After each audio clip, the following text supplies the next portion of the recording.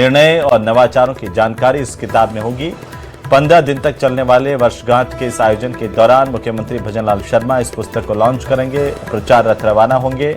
सरकार की कोशिश है कि इन उपलब्धियों को आम जनता तक पहुंचाया जाए। इसके लिए मंत्री विधायकों की जिम्मेदारी तय की जा रही है। वर्षगांठ के बहाने भाजपा सरकार पंचायत निकाय चुनाव की जमीन मजबूत करने की तैयारी में है। लिहाजा जिस पार्टी की प्रदेश में सरकार है यानी भाजपा संगठन ने भी बूथ स्तर तक सरकार की योजनाओं को लेकर जाने की विस्तृत रणनीति बनाई है।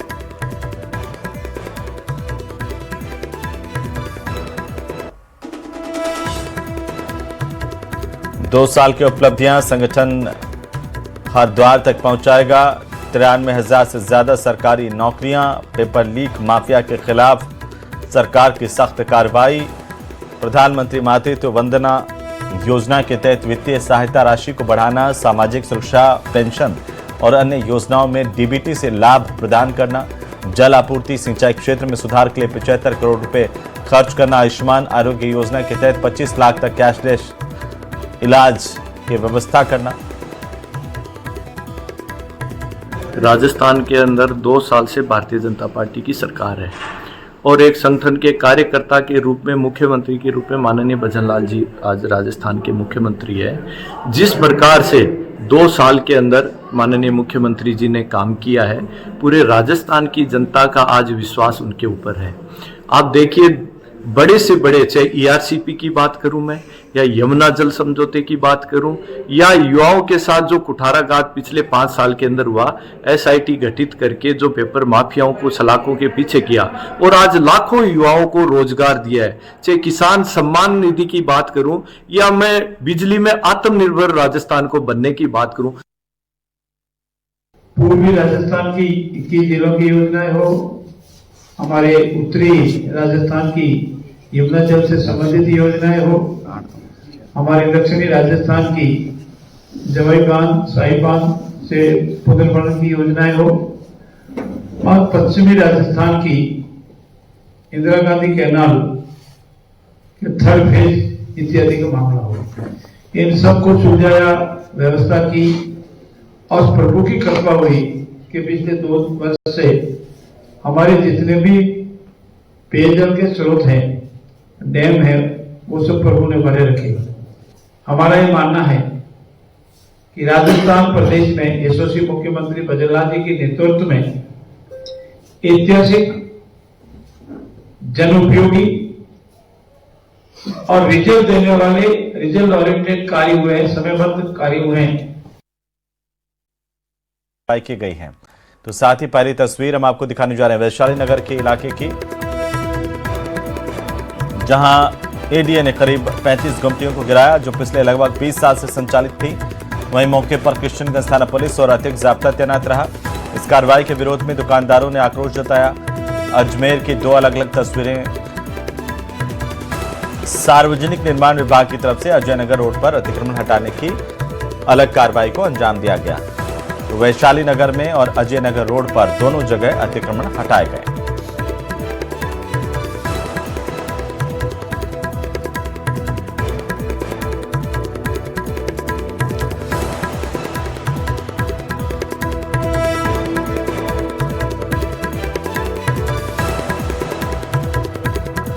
तो देश के एयरपोर्ट नियम थे।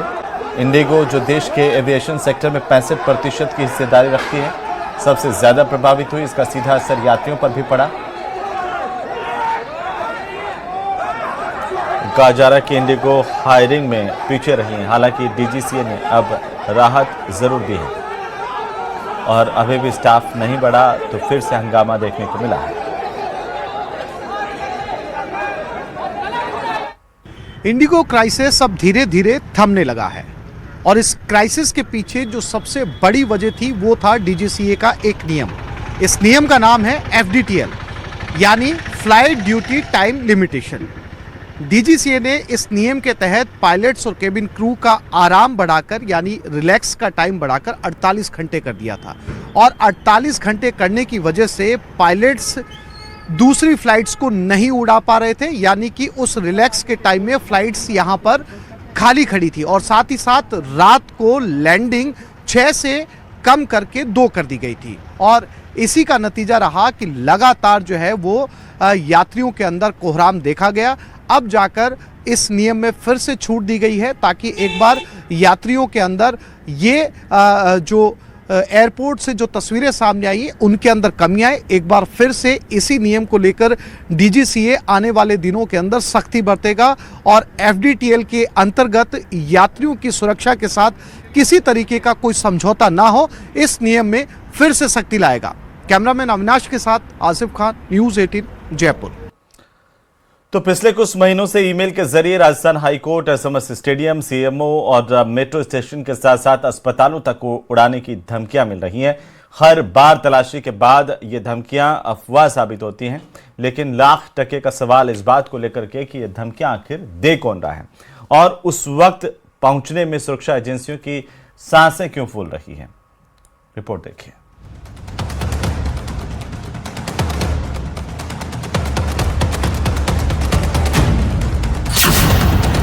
राजस्थान में थ्रेट मेल का आतंक। High court, CMO, SMS stadium को मिल चुकी हैं धमकियां। अब तक सुरक्षा एजेंसियों की पकड़ से आरोपी है दूर।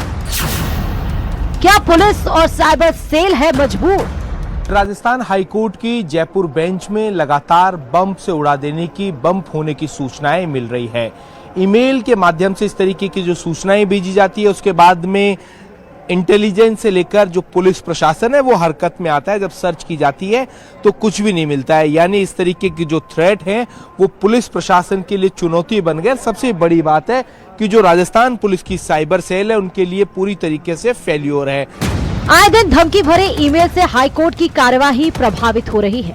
धमकी मिलते ही हाईकोर्ट परिसर को खाली कराया जाता है। डॉग स्क्वाड, बम निरोधक दस्ता और पुलिस की टीमें परिसर का चप्पा चप्पा छान मारती है, लेकिन मिलता कुछ नहीं। हैरानी की बात यह है कि राजस्थान हाईकोर्ट को ऐसी धमकियां पहले भी मिलती रही हैं।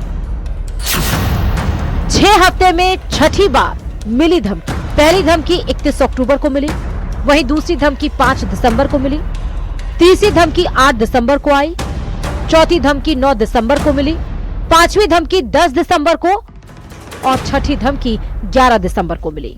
लगातार 1 हफ्ते के करीब हो गया और मेल आ जाती है रजिस्ट्रार साहब के पास कि साहब बॉम्ब थ्रेटनिंग के हिसाब से, और कोर्ट्स का काम जो है डिस्टर्ब हो जाता है। न्यायाधिपतिगण को भी कोर्ट्स को छोड़ करके उठना पड़ता है, वकीलों को भी बाहर आना पड़ता है, जजेज को भी जाना पड़ता है, मतलब आम जन को न्याय नहीं मिल पा। बिल्कुल चुनौती दी जा रही है और इसके लिए अगर मैं कुछ प्रीवियस एग्जांपल्स लूँ, ये सिर्फ राजस्थान हाईकोर्ट का ही नहीं, राजस्थान हाईकोर्ट से पहले बॉम्बे हाईकोर्ट, दिल्ली हाईकोर्ट में भी ऐसे हॉक्स मेल आ चुके हैं।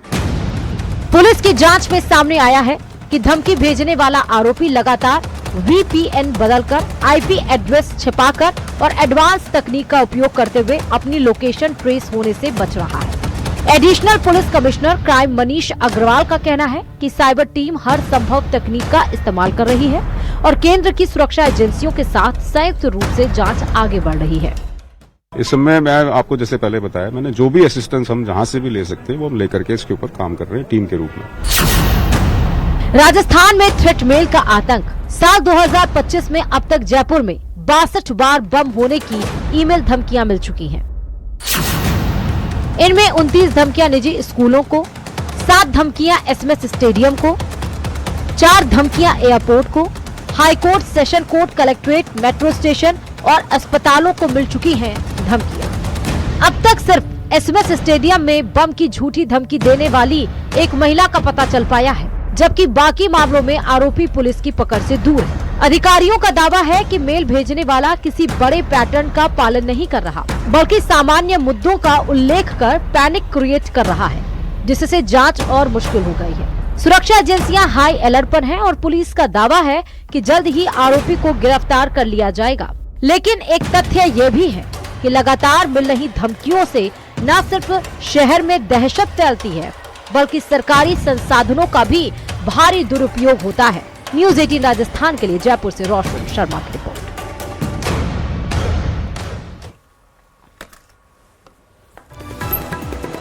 तो अगर आप वन्यजीव प्रेमी हैं तो बूंदी से आई खबर खास आपके लिए। रामगढ़ विषधारी टाइगर रिजर्व से सटे गांव में विस्थापन की प्रक्रिया शुरू हो चुकी है।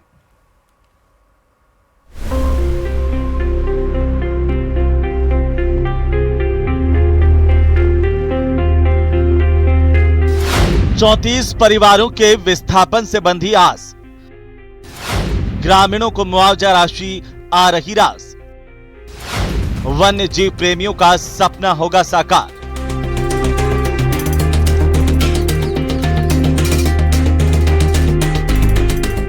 बेजुबानों को उनके हिस्से की जमीन मिल सके, इसीलिए बुधवार को गुलखेड़ी गांव में वन विभाग का बुलडोजर चला।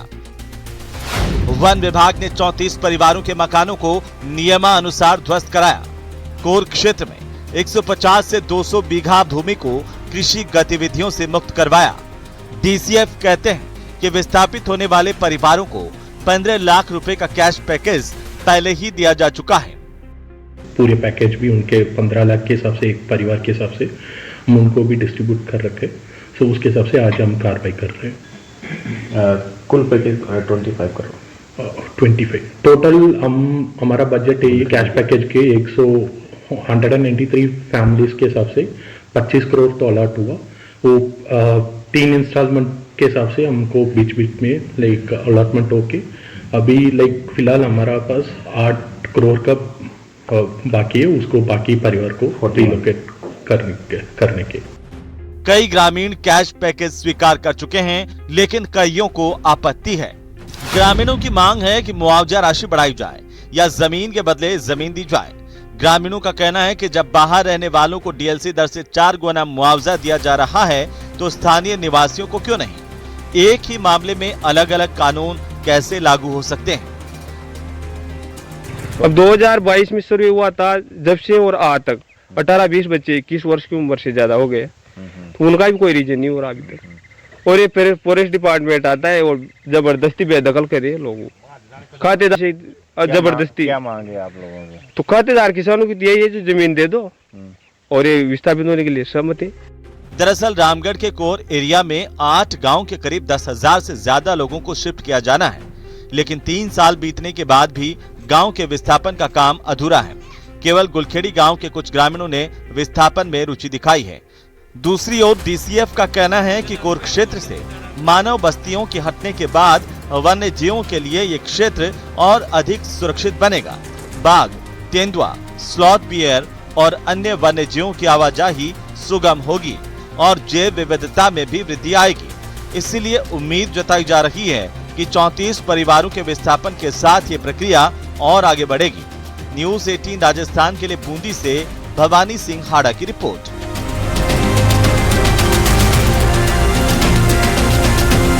इसी के साथ इस बुलेटिन में फिलहाल इतना ही। नमस्कार।